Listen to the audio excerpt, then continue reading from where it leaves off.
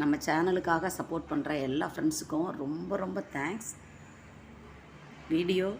நான் போடுற video daily உங்களுக்கு வந்து சேரணுன்னா ப்ளீஸ் சேனலுக்கு சப்ஸ்கிரைப் பண்ணிடுங்க. மறக்காமல் பெல் பட்டனை தட்டிடுங்க. அப்போ தான் நான் போடுற வீடியோ உங்களுக்கு டெய்லியும் வந்து சேரும். பணியாரம் உங்களுக்கு நல்லா சாஃப்டாக பஞ்சு போல் சூப்பராக இருக்கணும்னா பணியாரத்துக்கு மாவு ஆட்டுறதுல தாங்க பணியாரம் நல்லா சாஃப்டாக நல்லா பஞ்சு போல் வரும். நாள் நைட்டே நம்ம எப்பயுமே பணியாரத்துக்கு மாவு எப்படி ஆட்டுவாங்கன்னா, இட்லி அரிசி 2 டம்ளர் போடுவாங்க, பச்சரிசி 2 டம்ளர் போடுவாங்க, ஒரு கை உளுந்து போடுவாங்க, அதாவது 1/4 டம்ளர் உளுந்து போடுவாங்க. இதுதான் அளவு. ஆனால் பச்சரிசி 3 டம்ளர், உளுந்து 1/2 டம்ளர், இட்லி அரிசி 1 டம்ளர். நீங்கள் போட்டு ட்ரை பண்ணி பாருங்கள். சமையல் சோடா இதெல்லாம் போடவே தேவையே கிடையாது. இந்த ஸ்டைல் நீங்கள் ஆப்பத்துக்கும் ஃபாலோ பண்ணுங்கள். சூப்பராக நல்லா சாஃப்டாக அவ்வளோ சூப்பராக வரும் உங்களுக்கு பணியாரம். இதுதான் மாவு ஆட்டுறதுல தான் உங்களுக்கு ட்ரிக் இருக்குது, வேறு ஒன்றுமே கிடையாது. நாள் நைட்டே மாவை ஆட்டி 8 மணி நேரம் நல்லா மாவை புளிக்க வச்சுருக்கேன். மாவு எவ்வளோ சாஃப்டாக நல்லா பஞ்சு போல் நல்லா புளிச்சு வந்திருக்கு பாருங்கள். இது மாதிரி இருக்கணும். நாள் நைட்டே நீங்கள் ஆட்டிடுங்க. மறக்காமல் பச்சரிசி 3 டம்ளர், இட்லி அரிசி 1 டம்ளர், உளுந்து 1/2 டம்ளர். எப்பயுமே 1/4 டம்ளர் போடுவோம், 1/2 டம்ளர் போடணும். ஆல்ரெடி நான் பணியாரத்துலேயே இது மாதிரி மாவு அரிசி எப்படி போடணும்னு காட்டியிருக்கேன். நீங்கள் இது மாதிரி மெத்தடில் செஞ்சு பாருங்கள். பணியாரம் ஆப்பம் சூப்பராக வரும், நல்லா சாஃப்டாக வரும். நீங்கள் இது மாதிரி செஞ்சு பார்த்துட்டு டெஃபினட்டாக எனக்கு கமெண்ட் பண்ணணும். எப்படி இருந்துச்சு, சூப்பராக இருந்தாலும் சொல்லுங்கள், தப்பாக இருந்தாலும் எனக்கு சொல்லுங்கள். முதல்ல வெல்லத்தை இது மாதிரி நுணுக்கிக்கலாம். அதே மாதிரி ஆப்பத்தில் ஒரு முக்கியமான விஷயம், இனிப்பு ஆப்பத்தில் ஒரு முக்கியமான விஷயம், வெல்லம் காய்ச்சி தான் நீங்கள் லைட்டாக வெல்லத்தை காய்ச்சி தான் ஊற்றணும். வெல்லத்தை நேரடியாக நுணுக்கி போடவே போடாதீங்க. என்றைக்குமே பொங்கல்லையும் சரி பணியாரத்துலேயும் சரி நேரடியாக போட்டிங்கன்னா கொஞ்சம் இறுகும். அதே நம்ம லைட்டாக பாவு காய்ச்சி ஊற்றுனீங்கன்னா, தண்ணியில் கொஞ்சம் கொதிக்க வச்சு லைட்டாக ஒரு கொதி நீங்கள் ஊற்றுனீங்கன்னா எந்த ஸ்வீட் நம்ம செஞ்சாலும் அது இறுகவே இருக்காது. அது இந்த வெல்லத்தில் அது ஒரு ஸ்பெஷலு. இல்லாட்டி ஒரு மாதிரி கெட்டியான மாதிரி ஆகும். அந்த கெட்டியாக ஆகிறது இது மாதிரி நேரடியாக போடுறதுனால தான். வெல்லத்தை நல்லா தட்டி இது மாதிரி எடுத்தாச்சு. வெல்லத்தை நம்ம லைட்டாக நுர வர அளவுக்கு வந்தால் போதும். தண்ணி கொதித்து, வெல்லத்தில் ஊற்றுற தண்ணி கொதித்து வெல்லம் நுர வந்தால் போதும். இது கம்பி பதம், 2 கம்பி பதம், 3 கம்பி பதம் இதெல்லாம் கிடையவே கிடையாது. வெல்லம் கொதித்து நுர வரும், ஃபுல்லாக நுர வரும். அதோட கேஸ் ஆஃப் பண்ணிடுங்க. அவ்வளோதான். அதை மாவில் நீங்கள் கலந்துட வேண்டியதான். சும்மா ஒரு 1/4 டம்ளர் தண்ணி ஊற்றுங்க. 2 டம்ளர் 3 டம்ளர் பச்சரிசி, 1 டம்ளர் உளுந்து, 1/2 டம்ளர் உளுந்து, 1 டம்ளர் இட்லி அரிசி. இதுதான் அளவு. இந்த அளவுக்கு ஒரு வெல்லம், நல்லா முழு வெல்லம் 1 வெல்லம் போட்டிருக்கேன். இதுதான் அளவு. இதை பார்த்துக்கோங்க. வெல்லத்துக்கு தண்ணி ரொம்ப ஊற்றிடாதீங்க. கரெக்டாக ஒரு 1/2 டம்ளர் தண்ணி ஊற்றினா போதும், ரொம்ப ஊற்றிடாதீங்க. ஏன்னா இது கெட்டி ஆகாது. நம்ம ஒரு கொதித்து நுர வந்தோடனே ஆஃப் பண்ணிடுவோம். அதனால் வெல்லத்துக்கு தண்ணி நிறையா ஊற்றிடாதீங்க. அவ்வளோதான். வெல்லம் நல்லா கரைஞ்சிட்டோம். கொதி வரட்டும். இந்த பாருங்கள், இது மாதிரி நல்லா நுர கட்டி வரும். இது மாதிரி நுர கட்டி வந்தோன்னே கேஸை ஆஃப் பண்ணிடுங்க. அவ்வளோதான். இதுக்கு கம்பி பதம் அதெல்லாம் கிடையவே கிடையாது. அப்படியே நம்ம வடிகட்டிட்டோன்னா அதில் இருக்க டஸ்ட்டெல்லாம், வெல்லத்தில் இருக்க டஸ்ட்டெல்லாம் போயிடும்.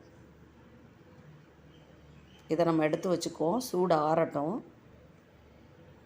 ஏலக்காய் ஒரு 7 ஏலக்காய் போட்டிருக்கேன் நான். ரொம்ப ஏலக்காய் போட்டாலும் நம்மளுக்கு எங்கள் வீட்டில் உள்ளவங்களுக்கு பிடிக்காது.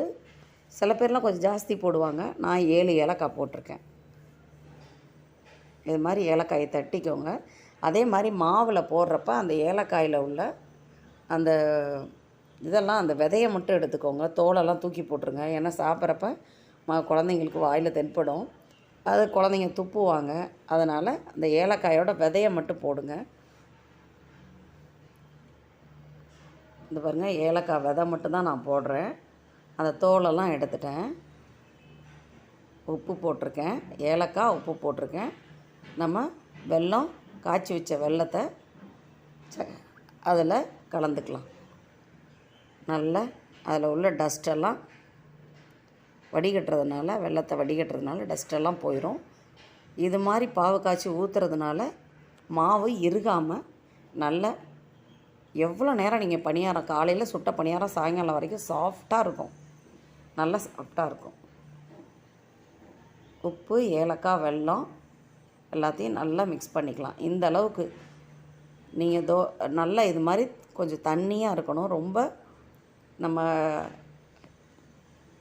மாவு அரைக்கிற மாதிரி, இட்லிக்கு மாவு அரைக்கிற மாதிரி திக்காக இருக்கக்கூடாது. இந்த அளவுக்கு தண்ணியாக இருக்கணும். திக்காகவும் ஆயிடக்கூடாது, ரொம்ப தண்ணியாகவும் போயிடக்கூடாது. இந்த அளவுக்கு இருக்கணும். அதுக்கு தான் நான் ஊற்றி ஊற்றி காட்டுறேன். அப்புறம் ஏன் இப்படி வரலன்னு என்கிட்ட நீங்கள் கேட்கக்கூடாது. இப்போது பணியாரம் ஊற்றுற கல்லில் எல்லாத்துலேயும் நெய் ஊற்றிக்கோங்க. ஒவ்வொரு ஸ்பூன் நெய் ஊற்றிக்கோங்க. நெய் வேணான்றவங்க உங்களுக்கு பிடிச்ச ஆயில் எதுவாக இருந்தாலும், சமையல் ஆயில் எதுவாக இருந்தாலும் ஊற்றிக்கோங்க. நான் வந்து நெய் ஊற்றி தான் பணியாரம் செய்வேன். எங்கள் வீட்டில் அதுதான் பிடிக்கும் எல்லாருக்கும். பணியாரம் ஊற்றுறப்ப அந்த குழியை விட்டு கொஞ்சம் வெளியில் வரக்கூடாது. கரெக்டாக அந்த குழி அளவுக்கு ஊற்றணும். அப்போ தான் உங்களுக்கு ரவுண்ட் ஷேப்பில் அழகாக நல்லா பால் மாதிரி வரும். அதனால் நான் கரெக்டாக அதுக்கேற்ற மாதிரி அந்த குழி சைஸ்லேயே என்கிட்ட ஒரு கரண்டி இருக்குது. அந்த கரண்டியில் ஊற்றுனோன்னா கரெக்டாக இருக்கும். அதனால் நான் கரெக்டாக ஊற்றிடுவேன். வெளியில் வராத அளவுக்கு ஊற்றிடுவேன். சிம்மில் வச்சு செய்யுங்க. அப்போ தான் உங்களுக்கு அடி பிடிச்சிடாது. சிம்மில் வச்சு செஞ்சிங்கன்னா தான் அடி பிடிக்காது. கரெக்டாக ஒரு 5 நிமிஷம் போதும். அதுக்கு மேலேயும் இது மாதிரி கொஞ்சம் கொஞ்சம் நெய் ஊற்றிக்கோங்க. நான் மேலே ட்ரையாக இருக்கும், அதனால் மேலேயும் ஒரு ஸ்பூன் நெய் ஊற்றிக்கோங்க. பணியாரத்தை திருப்பி விட்டுக்கலாம். 5 நிமிஷம் நீங்கள் மூடி போட்டு வச்சா போதும். இப்போ எல்லாத்தையும் திருப்பி விட்டுக்கலாம். பாருங்கள், கருகவும் கருகாது, வெள்ளையாகவும் இருக்காது. கரெக்டாக அந்த பொண்ணு இடத்துல நல்லா அந்த கோல்டன் கலரில் அழகாக வந்திருக்கும். எல்லா பணியாரத்தையும் இதை மாதிரி நம்ம திருப்பி விட்டுக்கலாம்.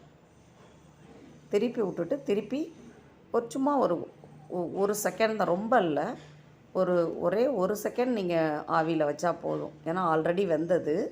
ரொம்ப வச்சிடாதீங்க, அந்த கார்னர்லாம் கருகிரும். ஒரு 5 நிமிஷம் நம்ம மூடி போட்டு வச்சா பணியாரம் ரெடி ஆயிடும். எல்லாத்தையும் இது மாதிரி திருப்பிக்கலாம். பணியார சட்டி வாங்கி ரொம்ப நாள் ஆச்சு. அந்த குச்செல்லாம் அந்த பணியாரம் குத்துறதுக்குன்னு ஒரு குச்சி கொடுப்பாங்க, அதெல்லாம் எல்லாமே போயிடுச்சு. அதனால் கத்தியிலே எடுக்கிறேன். எது இருந்தால் என்ன, நம்மளுக்கு எது இருந்தாலும் அதை வச்சு நம்ம வேலை செய்ய வேண்டியதான். அவ்வளோதான். ஒரு 5 நிமிஷம் மூடி போட்டு, 5 நிமிஷம் கிடையாது, சாரி, 1 நிமிஷம், ஒரு நிமிஷம் சும்மா ஒரு ஆவி வச்சு எடுத்துருங்க. ஏன்னா ஆல்ரெடி வெந்தது.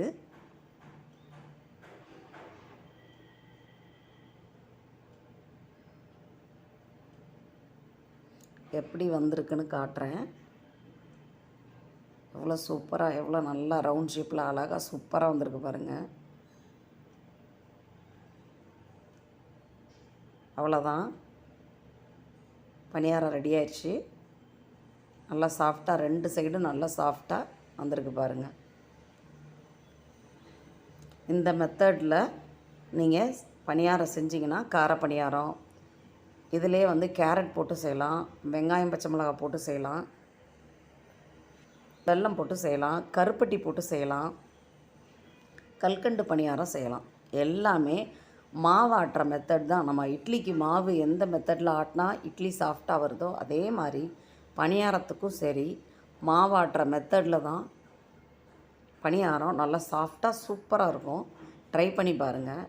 மறக்காமல், நல்லா இருந்தாலும் இதில் ஏதாவது மிஸ்டேக் இருந்தாலும் கண்டிப்பாக எனக்கு நீங்கள் சொல்லுங்கள்.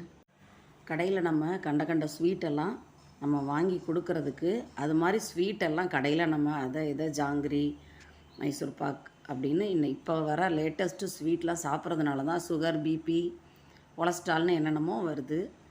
நம்ம வந்து அப்போல்லாம் நம்ம பாட்டி தாத்தாலாம் வந்து இது மாதிரி வெல்லம் போட்ட ஸ்வீட்டெல்லாம் சாப்பிட்டதுனால தான் அவங்களுக்கு சுகரு, பிபி எதுவுமே இல்லாமல் நல்லா ஆரோக்கியமாக நல்லா 70, 80 வயசு வரைக்கும் நல்லா ஓடி உழைச்சாங்க. உடம்புக்கு எந்த நோய் நொடி இல்லாமல் ஆரோக்கியமாக இருந்தாங்க. குழந்தைங்களுக்கு வீட்டில் ஒரு முறையாவது, வாரத்தில் ஒரு முறையாவது இது மாதிரி பண்ணி கொடுங்க. ரொம்ப ஈஸியான மெத்தடு தான், பண்ணி கொடுங்க. Thank you friends. தேங்க்யூ ஃபார் வாட்சிங்.